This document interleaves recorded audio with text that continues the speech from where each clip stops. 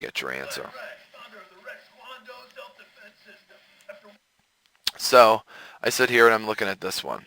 And I'm sitting there saying to myself, well, I can't combine any of those together because they don't have like terms. So I need to give them like terms. Well, to give them all the same bottoms, this is what we're looking at. And I separated this. I factored that x squared into x and x. And here's why I did that. I'm looking here and I notice one thing, which is why I dropped that x 3x minus 2 down. That's why I dropped that down. And here's why. This has a 3x minus 2. This has a 3x minus 2, and this doesn't. So this obviously needs a 3x minus 2 in it. Next is, whatever you do to the bottom, you have to also do the top. That's why I'm putting that 3x minus 2 on the top as well.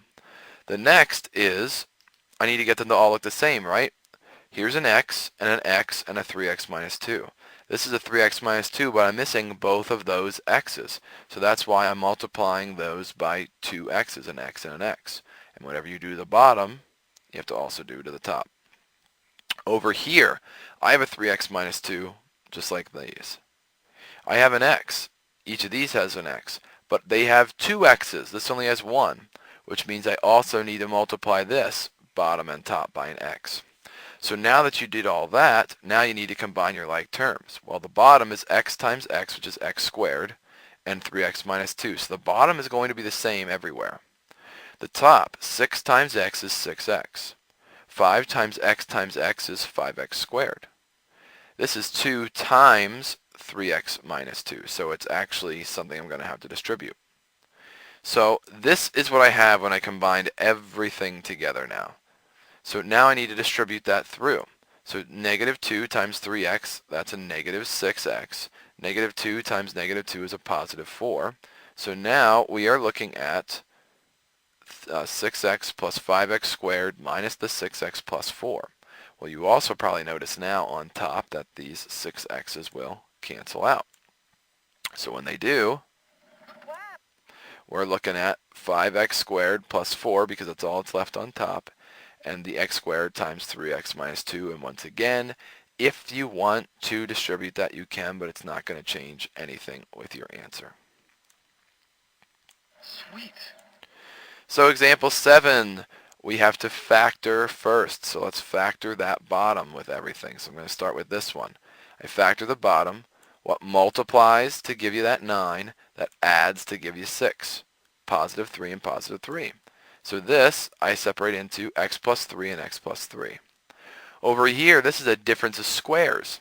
So this, I can rewrite that 9 as 3 squared. So I actually have an x minus 3 and an x plus 3. So that's what this gives me.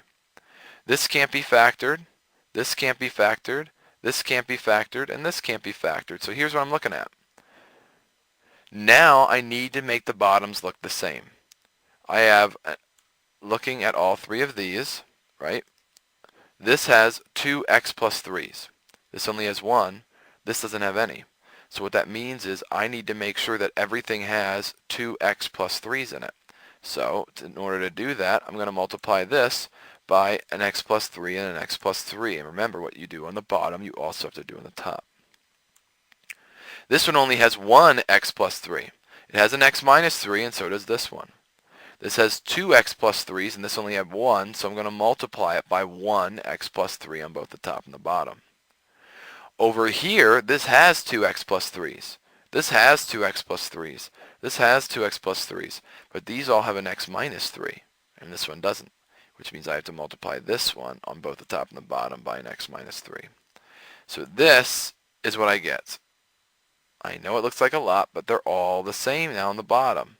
So when I combined everything together, right, the bottoms are the same, but all of that needs to go together. So there's no lie, it's FOIL time. So this is 2x times x is 2x squared. 2x times negative 3 is negative 6x. 5 times x is positive 5x, and 5 times negative 3 is negative 15. This one is x times x, which I guess we're going to move on here. Yep, there we go. X times x, which is x squared, and x times 3, which is 3x. So here is the bottom. Remember, the bottom's the same. And this is just a 1, so that really doesn't matter. So this is just x times x, which is x squared. X times 3, which is 3x. 3 times x, which is 3x.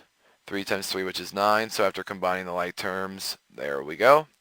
And since that's the bottom, it's the same in all of them. So I can take this and this and this and add them all together. So now I have to, like adding polynomials, add all those together. So I have a 2x squared, another x squared, and another x squared, which gives me 4x squared.